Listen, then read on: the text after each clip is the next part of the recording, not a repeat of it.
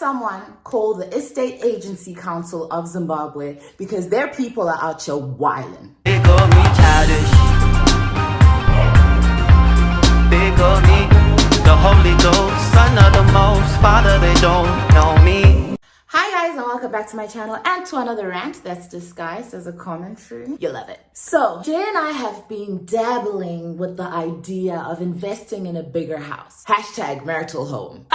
With that, of course, comes home viewings. Take this for example. We saw this property online and it was in a great location. I think it was like around Borrowdale or Charlotte Brook, within our price range, around sort of the area that we're looking for. Boom, made the appointment. The first red flag was that he asked us to meet him in town. Even though it would have been quicker for us to go straight from our house to the viewing, I don't know what it is about estate agents in Zim and not wanting to give you the address for the viewing. They insist on going with you. The guy says, let's meet by Montague in town. We get to Montague, we're waiting there for a good 10 to 15 minutes until Jay calls the guy and he's like, call Jaman. Okay, he didn't say it like that because it's Jay we're talking about here. And then the estate agent goes, oh no, sorry, can you meet me by Zuba and Samora instead?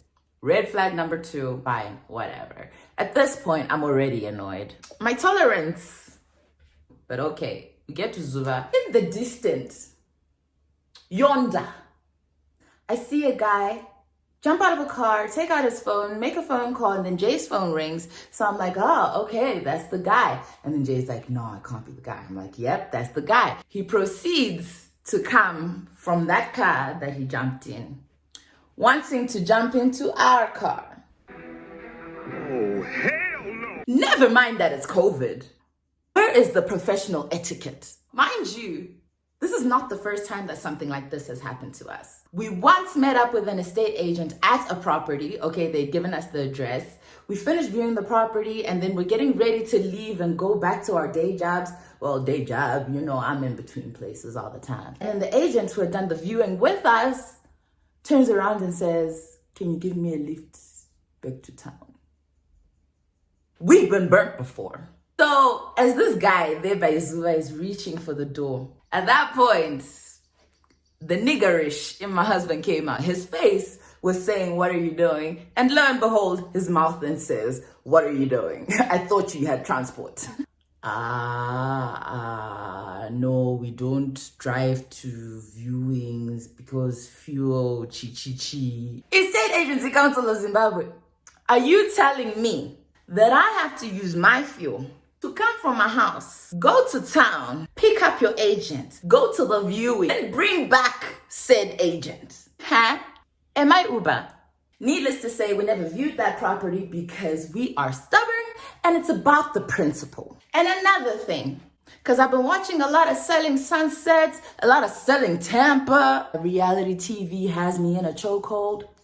And imagine my envy when I see real estate agents not only looking like bad bitches with transports, but actually reading up on a property before the viewing. Talking about, these are mahogany walls.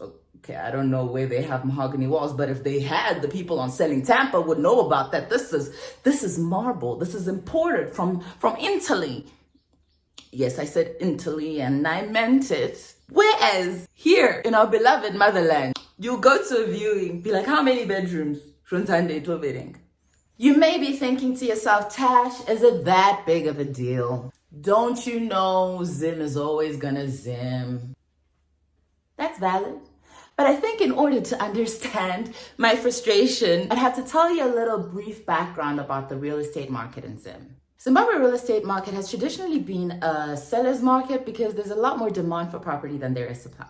Okay. Prior to dollarization, the main players in our real estate game were our relatives in the diaspora. Why? Because they could convert their real money into Zim money and be able to buy properties for relatively cheap. However, after 2009, the market somewhat shifted into a buyer's market because now diaspora funds were being converted into USD properties, and banks that did give loans in USD were giving them at astronomical astronomical interest rates.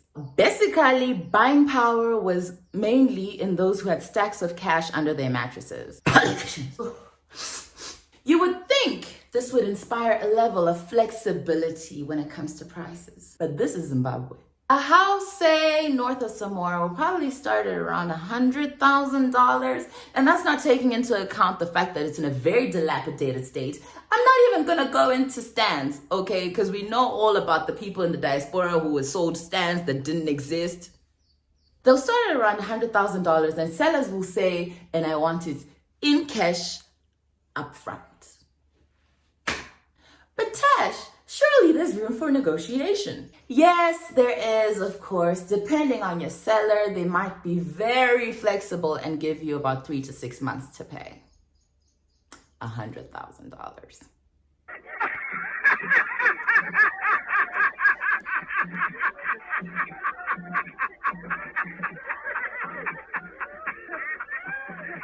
So if you put down that 5,000, you better make sure that you have that 95K within 6 months, because that's reasonable. My point here is that in a market where I have to have 100,000 United States dollars in cash readily available, oh yeah, Bobby, real estate agent, wants me to go pick him up from town. Are you not embarrassed? Big on me, the Holy Ghost, Son of the Most, Father, they don't know me.